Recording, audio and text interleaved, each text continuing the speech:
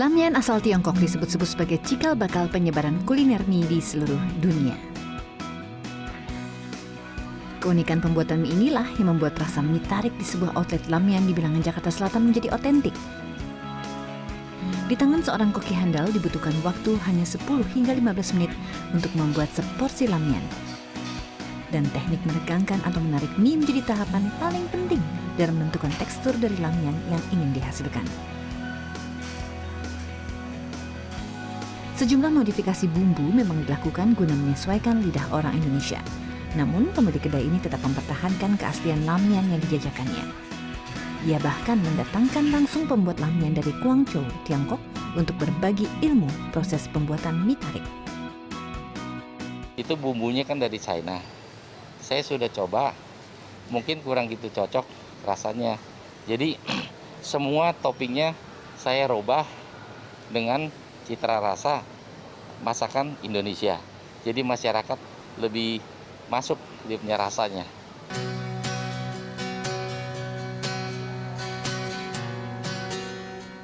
Ramen dari Jepang menjadi hidangan mie Asia Timur kedua yang saya nikmati. Kuah kaldu menjadi unsur terpenting dalam semangkuk ramen yang juga menjadi penentuan keaslian rasa serta kehalalannya. Di Jepang, kuah kaldu ramen kerap dibuat dari campuran kaldu babi dan mirin atau arak Jepang yang non-halal, namun di Indonesia banyak tempat yang menjajakan ramen halal. Proses perebusan katsuobushi atau daging asap ikan cakalang dan kombu atau ganggang laut ini memakan waktu cukup panjang hingga 3 jam. Nantinya air perebusan katsuobushi dan kombu yang disebut saus dashi akan dimodifikasi menjadi miso ramen atau spicy ramen dengan penambahan sejumlah bumbu serta pasta kacang kedelai atau miso.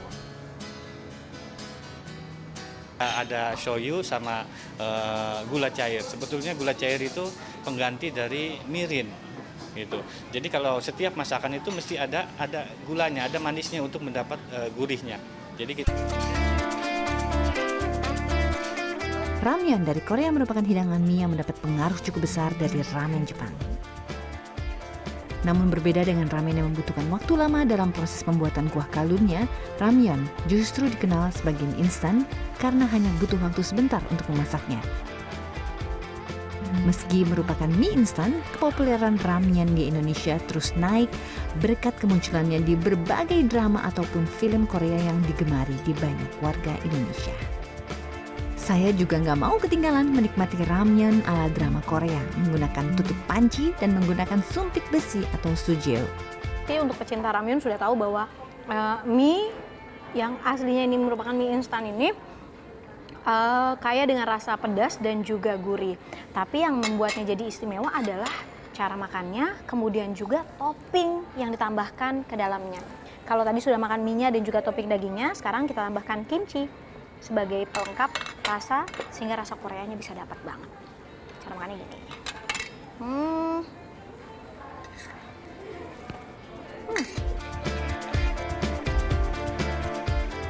Sejarah panjang kemunculan mie dimulai pada era dinasti Tang tahun 600 Masehi sebelum akhirnya dibawa pedagang dan bangsawan Tiongkok ke sejumlah negara termasuk Indonesia. Sebenarnya mie ini dari awalnya pun merupakan sebuah proses akulturatif ya kalau saya sebut. Teknik adonan itu sebenarnya kue, tepung gitu ya, dicampur air, itu sebenarnya berasal dari Timur Tengah awalnya.